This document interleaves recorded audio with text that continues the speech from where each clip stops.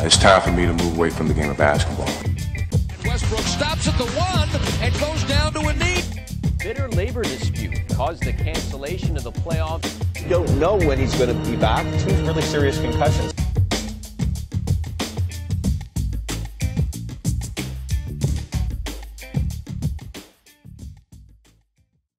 Hello, welcome back to How to Fantasy Sports. In today's video, what we're going to do is we're going to take a look back at Week 10 of the fantasy football season, and then take a look forward at Week 11, as well as the remaining schedule for the fantasy football season, and how best you can position yourself for a good playoff stretch run. But first up, we're going to take a look back at some of the major injuries that came out of Week 10, including a shoulder injury to Big Ben Roethlisberger, as well as some concussions to Jay Cutler, Alex Smith, Fred Jackson, and of course, Michael Vick. Now, how you want to consider playing these injuries will depend on the nature of your league. Chances are, if you aren't in a 2-quarterback league, you weren't using any of these quarterbacks outside of Michael Vick or with the possibility of Big Ben. Now, if you were using them, their backups aren't really projected to be much better than the starters, so it's quite possible that you might find better options out on the waiver wire. I know a lot of people are excited to see Nick Foles getting starts in Philadelphia, and while he does have a pretty good setup there, his track record, especially considering that he is a rookie, probably isn't someone that you want carrying your team into the fantasy playoffs. So try to avoid picking him up, or at least pick him up as a bench option, and look for a starter for your team through some of the other quarterbacks that might be available on the waiver wire. Now, Week 10 also didn't really bring about a lot of great options on the waiver wire either. Your best options there probably look like Marcel Reese, and maybe even Chris Ivory, but those guys are going to be used in a committee role out there in in New Orleans and Oakland, so not guys that you want to invest a lot of money in trying to pick up from the waiver wire. Instead, as we've been saying all season long, the best way to improve your team this year does appear to be through trading. And now that we're coming down to the last few weeks in the season, trading becomes a lot more important, especially as you're setting yourself up for hopefully for your playoff stretch run. Now, hopefully you've already qualified for the playoffs, or at least you feel pretty confident that your team is going to qualify for the playoffs. If not, you probably can't really do too much with your team right now. But if you are going to qualify for a playoff spot, or at least you feel like you will, then now's a great time to be looking at some trades and ways to enhance your roster.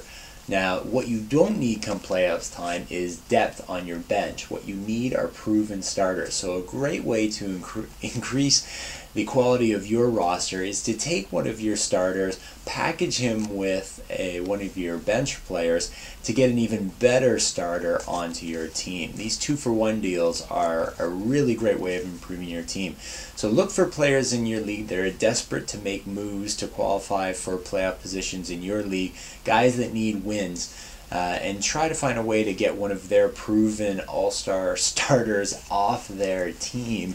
Someone that you can use to help improve your squad. And so when we're specifically looking for players that we want to trade for, pay attention to their playoff schedule, as it's that playoff schedule that will really determine the value of these players for the remainder of the season. So specifically, we're looking at players from teams like, say, the Tampa Bay Buccaneers, or say the San Francisco 49ers, teams that have a really good remaining schedule, including a good favorable schedule through the playoffs. And we're trying to unload players from teams like, say, the San Diego Chargers or the Pittsburgh Steelers, teams that don't have a very good favorable matchups for the remainder of their season.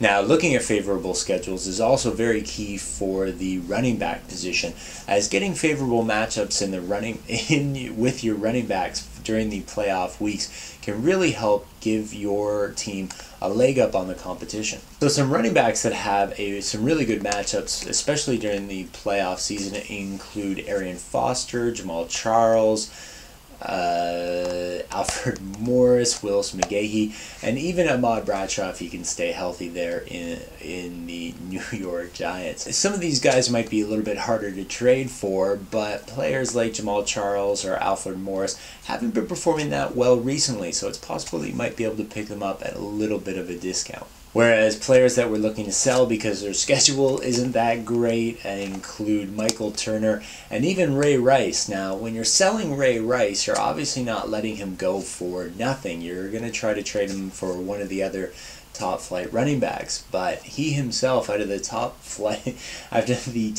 running backs, he has got a terrible remaining season. So if you can trade him straight up for, say, an Adrian Peterson, an Arian Foster, or even a LaShawn McCoy, I think you'll find that out of those four, Ray Rice will probably perform the least favorably over the remaining 6 weeks.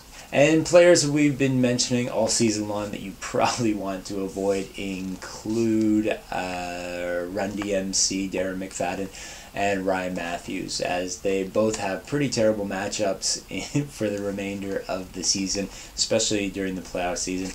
And they remain high injury risk, as Darren McFadden is showing his frustrated owners right now. And that brings us to the end of our recap of Week 10 of the fantasy football season. We hope you found some information here that you found useful to help improve your fantasy sport play and better position yourself for a strong playoff run. If you have any questions, send us an email to question@howtofantasysports.com.